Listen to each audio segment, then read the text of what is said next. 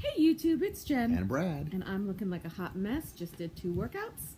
And I'm alive. And he is alive. I just needed to do a proof of life today so that you guys could see he's still here and kicking. So, do you want to give them anything with where you've been? Just here.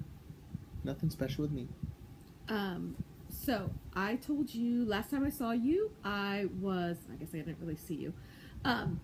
I had gone to the doctor, and the upper GI, I think I told you all about, that I had an upper GI, and there were a lot of questions about the doctor that read it. In there was like, wait a minute, you have a small hiatal hernia, less than an inch, no reflux, and if you've never done an upper GI, it's like just a regular barium swallow, except that you're swallowing a lot, and they're watching it not just go through your band, I don't have a band anymore, but go through your esophagus to your stomach to your duodenal switch. I don't know how to pronounce that, but some other part. And they could see it go in my esophagus, they could see it go in my stomach. It would not pass through. And you have to fast for the upper GI, and my appointment was at 12:30 in the afternoon, and so the doctor's looking at it, and he's like, you know you were supposed to fast. And I'm like, I haven't eaten anything in like 15 hours. And they're like, oh, there's still food in your stomach. And then like the liquid wouldn't pass from my stomach to my duodenal switch, or however you pronounce it. And so like I'm starting to panic like a crazy person, and so I lose my mind, and I go to my surgeon's office, which is across the street. And I basically get hysterical to one of her nurses going, oh my God, how can I have a hiatal hernia again for the 4th time? Because when I got the band in 2012, I had a hiatal hernia and she fixed it. 2014 slip, she fixed it. 2018, 2 months ago, she fixed it. So how can I have a 4th hiatal hernia in like less than 3 months? So I'm like losing my mind. Am I still going to be able to get the sleeve? Poor Brad had to listen to me basically every day going, why hasn't she called me back? And so when her nurse called me back, her nurse said, no, there's not a hiatal hernia and you have reflux, which I'm very confused because it's the opposite of what the doctor reading the film said. But they said you can have sleeve. And so I'm sorry, I keep hitting you. Okay. And so, I know there were abnormalities on there, and nobody's explaining to me, like, you don't need to worry because nobody's answering this. So, I tried to just focus on, I'm getting the sleeve, don't worry about it, and I can't. So I called the doctor's office, the surgeon's office, and I'm like, I need to speak to the surgeon before my surgery because I don't want to go into surgery with questions. And they're like, yeah, well, you can't get an appointment with her. You can see the other doctor. And I'm like, no, I don't want to see the other doctor. I want to see the surgeon, Dr. Jesse. And they're like, no, there's no dates available. I'm like, that's not okay.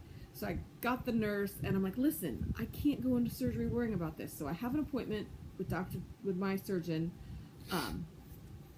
the first week in December. So basically, on day 2 of my pre-op liquid diet, I can see my surgeon and ask her the questions, because I went to get the upper GI because I was having these horrible burps. Like whenever I drink water in the morning on an empty stomach, I am burping like crazy. This one can tell you I've been burping a lot. He is not happy with the burps. And I just need to know what that is. And, is this going to get worse with the sleeve? Because the sleeve, is supposed to not be good. A lot of people get reflux, and do I already have reflux? Why does she think I have reflux when the other doctor said I didn't? So I just have a lot of questions. So hopefully those will all be answered December 5th. December 4th is the pre-op liquid diet for 2 weeks. A shake for breakfast, a shake for lunch, lean meat and green vegetable for dinner, and then surgery on December 18th. And so I have been doing I did my pre-op blood work, I did my pre-op chest x-ray, and I still have to do an EKG and get my primary care's clearance. And then I have to go to the surgeons on December 11th and prove that I could lose the 5 pounds they wanted me to lose. So that is that.